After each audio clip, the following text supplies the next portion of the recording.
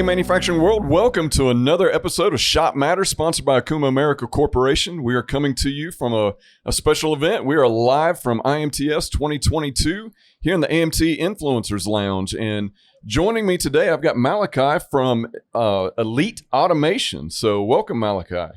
Thanks for having me. All right. So give us a little introduction and tell me a little bit about your background. How'd you get started in automation? Yeah, sure. So, I'm Malachi Greb. I'm CEO of Elite Automation. I started out and spent my entire career in automation around the manufacturing space, a lot of automotive glass. And I kind of stumbled into this. You know, I was young. I knew I needed to go to college. I didn't have much direction on what I should do for college. And so I went into my local community college. I was like, what can I do? What should I do? And there's, a mechanic, a welder, listing off some different things. And they said, there's this automation thing. I'm like, oh, okay, what's that? And they started listing off the different things in automation. And then they got to robots. And I'm like, that's the one. Let's do that one. Okay. That's awesome. Yeah. And I think it's so cool that you were able to actually zero in on what really excited you. I mean, when I was growing up, I got into manufacturing because it's kind of what my dad did, all the people around us. That's where the halfway high paying jobs were. Yeah. So I got into it somewhat by default. I didn't think that's what I would do long-term wise. And I always said, I don't know what I want to do when I grow up. I've been saying that for the last 20 years almost, but I think it's super cool that you were able to go listen to it. And as soon as you heard the robotics, something just triggered, huh? Yeah, absolutely. I was like, I just knew the other things weren't for me. And another big thing is I thought about manufacturing. I kind of knew about it, but I knew I didn't want to go into the same building every day. That was one of the big things for me. And so with system integration, you're in different buildings, you're going, checking out different customers' facilities, like everything's different. So for people listening to us that don't really know what systems integration means, kind of define that. What does that mean? What is a systems integration? Yeah, so systems integrators, a lot of systems integrators are niched down to a certain area. Maybe they're in foundries, maybe they're doing packaging, maybe they're doing palletizing, welding. And for us as a company, we are kind of just still finding where our hone is. I personally came from material handling, did a lot of automotive glass, vision location. And as we've grown as a company, we've actually kind of organically brought on a lot of welders who've done a lot of robotic weld applications throughout their career. And so as we're hiring other experts of the field that have dealt with robotics throughout the entirety of their career. And so now I think we're like over 100 plus years of robotic weld experience. So that's really guiding us to go towards robotic welding, which initially when starting the company wasn't the direction, right? It's more on the material handling side of things. Sure. Yep. And then you have to deal a lot with the safety aspects of it, right? As an integrator, you really take on the responsibility of the safety components of tying in the automation to any process you're doing. Yeah, absolutely. Funny thing is, I went back when I worked for the employer that I worked with. One of my first steps outside of just doing controls engineering was I did the risk assessments. I was the safety guy. Okay. So I was doing all the safety engineering, all the risk assessment stuff for that company to ensure the systems were safe and whatnot. Okay. So when you start on a process, kind of step me through, what does that typically look like when customers reach out and say, hey, we want to look at automating a process? They reach out to Elite Automation. How do you begin? Sure. What are the steps that you walk through? So the first thing is we identify what level of automation that customer already has, right? Okay. Are they a customer that has no automation whatsoever, and so they have no clue what's going on within the automation realm of things? Or do they already have a couple of robotic cells, or do they have entire lines that are robotic? Sometimes they've already automated certain processes where they automate each one of those things, and then they get to a point where they don't know where to go after that. So we'll come in and we'll offer kind of our expertise on hey, I think you should automate this or automate that, and identifying these things based on an ROI, right? What's going to get them their most return, or what kind of pains are they dealing with? Is it employment? Maybe they're struggling to keep people in a certain job.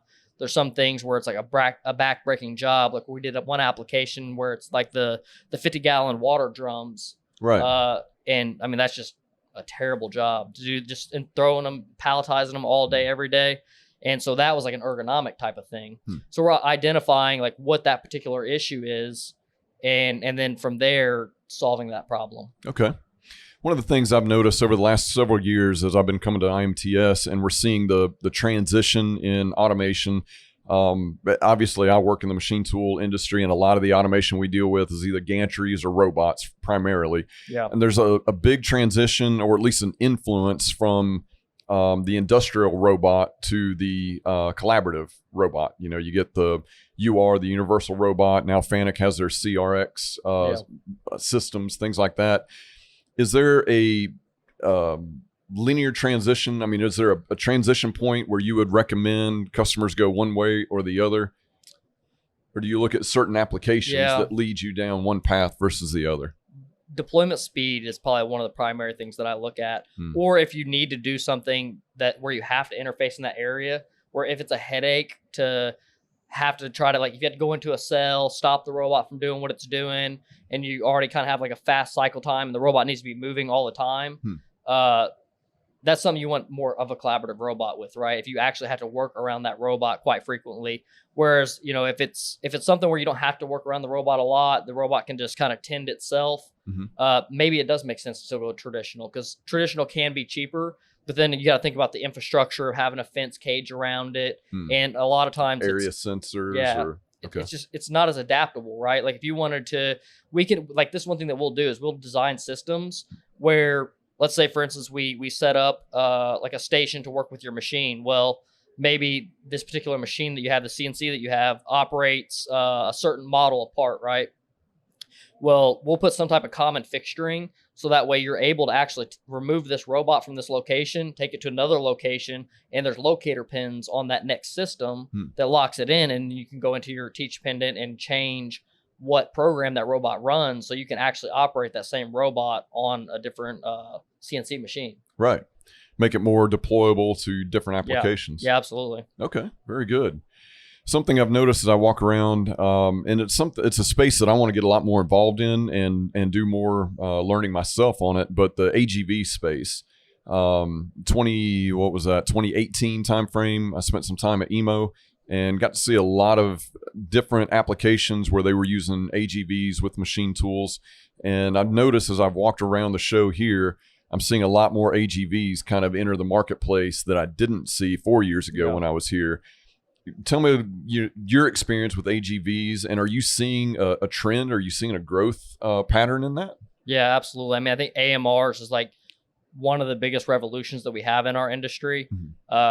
Realistically, I think we have kind of three big revolutions: AMRs, collaborative robots, and bin picking.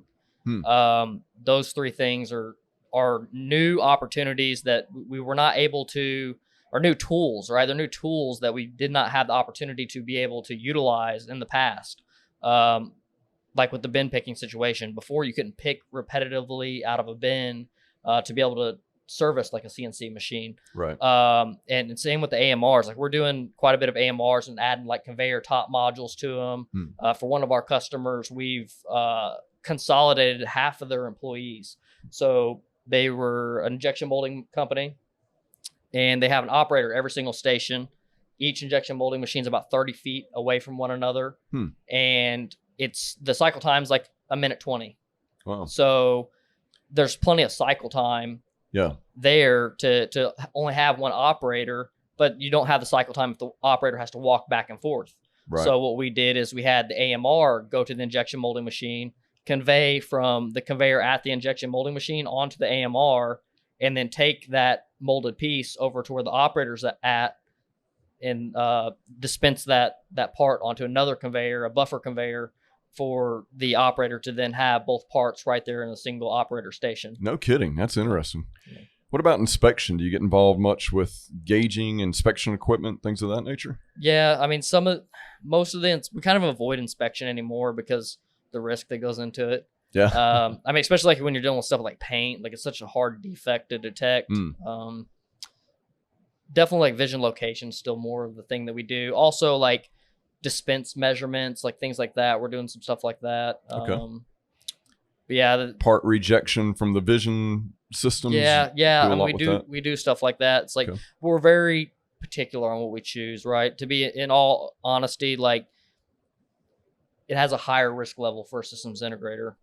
There's just some systems integrators, that's all they did. Matter of fact, that's what I came from, right? Okay. I came from systems integrator that they had their own proprietary vision system. They used Keyence, they used Cognex, and I was the guy programming a lot of that stuff. Okay. But, it's just kind of one of those things where it's higher risk, right? You don't, it's so hard to have 100% success rate, right? You're going to be able to detect 98% of parts, 95% of parts. And then what do you do about the other 5% that you're missing, So you mentioned bin picking earlier. That's something we get involved in a lot, obviously, on the machine tool side of things. A lot of times parts are presented to machines in crates and things of that nature.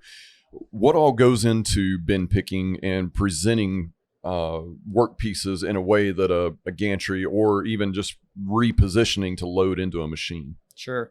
So big thing is the bin picking vision software has just come a far way. Now, is that something that's provided by the OEM, like the robot OEMs, or are those third-party bin picking software? So you have Fanuc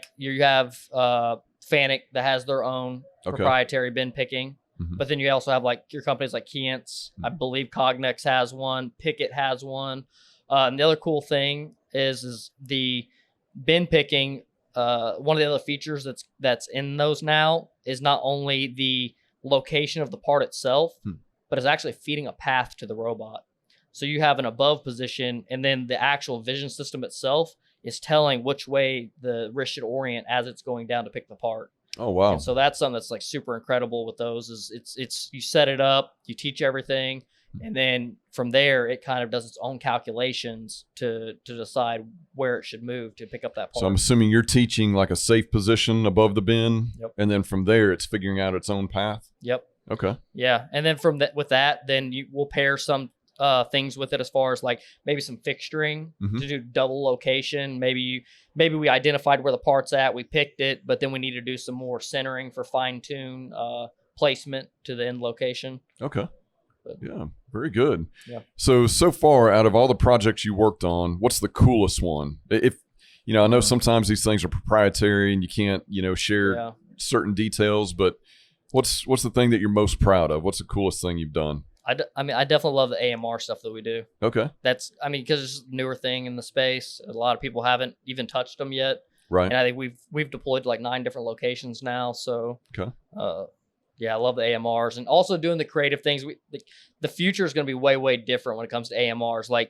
We've done stuff like adding conveyor top modules and some, lift tables and stuff like that, but it's going to get a lot more technologically advanced. You're seeing some companies put robots on top of the AMR. That's where we're headed. Yeah. So, from an interfacing standpoint, are you just tying that into a PLC? You're creating your own interfacing and then tying that to. So, and I may be jumping ahead of where you are, but I'm kind of working through this in my mind as I'm talking. But you're tying in an AMR to a robot, the robot to the machine at that point. So this also depends on the application. So smaller applications, you can do. You can set it up as simply as having discrete signals. The AMR saying, "Hey, I'm here." You're sending a signal to a relay that tells the PLC that, "Hey, the AMR is here." Okay. And so that's kind of the most reduced down level of it. You can also say for Mir, they have Modbus TCP, so it can communicate over Modbus to a PLC if you want to. So that way you can have more of a data communication. You can share data between the two. And then they're also using a REST API type of system where you can now send that over the network. You can have it. You can call it from basically the offices, right? The office can tell it what paths it needs to run, what jobs need to happen. So based off because some companies are going all the way from pressing the purchase button on their website to having an AMR go and grab the product off the shelf. Right. Okay. As an integrator, do you get tied to a certain brand? Do you get brand loyal? So do you get used to using a Fanuc or a Yaskawa or I could name 100 different robots, but do you wind up kind of finding your niche and saying, okay, this is the brand that I get comfortable with and I want to stick with? Or do you really become, more fluent with all the different brands? Are they similar enough that you can transition from one to the other fairly quickly? Yeah. So, this is different for every systems integrator. Some systems integrators want to go with a robot and stick with a robot. For us, it depends on the platform. So like robot, we're kind of all over the place. We have a lot of robot specific engineers. So they're used to programming different robots. My background is more of the FANUC robots, some Yaskawa, whereas like some of our other team members are much more on the KUKA, which I have like a lot less experience with, which has given us a very diverse, platforms that we've worked with. But then when it comes to some things like vision systems, pretty much sticking with like Keyence, Cognex, LMI. So we're not going as wide on that. Also AMRs, we are primarily doing mirror right now. We're in discussions with becoming a partner with Omron. But that right there's kind of goes into like our expertise, right? Like if we don't have a huge inflow of orders, like I said, we deployed like AMRs to like 9 different locations. Well, if we deployed each one of those using a different AMR, then like that'd have been a learning curve on each one of those. We wouldn't be able to become as good as we are with mirror. So like that's the main one we're deploying right now. So now our engineers are getting better at working with the mirror system, the mirror platform, and kind of learning its quirks, finding ways to work around the things that don't perform as well, and just becoming better engineers at those products. Right. Very cool. So when did you arrive to IMTS? Is this your first day or were you here yesterday? I was here yesterday as well. Okay. Yep. So what's the coolest thing you've seen so far? Anything that just made your jaw drop as you walked around? I mean, we're robotics fans, so anything robot related. I was definitely wowed by how big the FANUC booth is this year. Yeah. I mean, it's just wild. Yeah. Like, I was surprised all the collaborative robots they've got. I knew the CRX was coming out, and we saw them at some of the other trade shows, but they really got a large display this year. And then they've got a AGV as well tied with a collaborative robot that piqued my interest as well. So I'm interested to see where they go with that product. There's a lot of things we want to do in that space as well. So, and every year they do the car lift. That's always a eye catcher. People love that one. All the social media guys, they want to get video clips of it and things. So that's always fun. But all right, how long are you here for? Probably all week. All week? All right. We're only scheduled to be here Thursday, but that's just because we didn't know it was Friday and Saturday as well.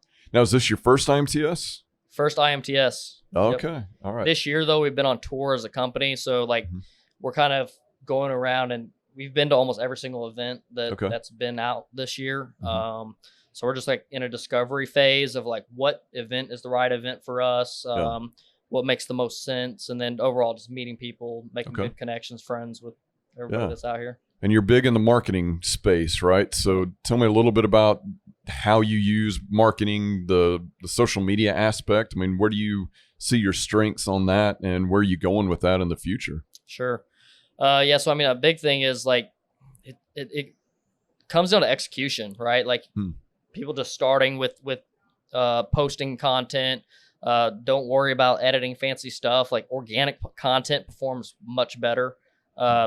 There's pictures of me in a cabinet doing some wiring or something like that. They got 30,000 views, and there's a picture that was edited and took 2 hours to edit. They got 30 views.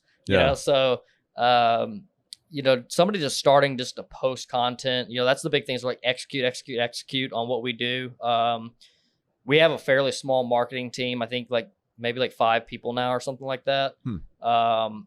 But like for the amount of people that we have on our marketing team, like our outputs are like really high. Our growth has been super high. And in 3 years, we've got to like 10,000 followers on LinkedIn for our business page.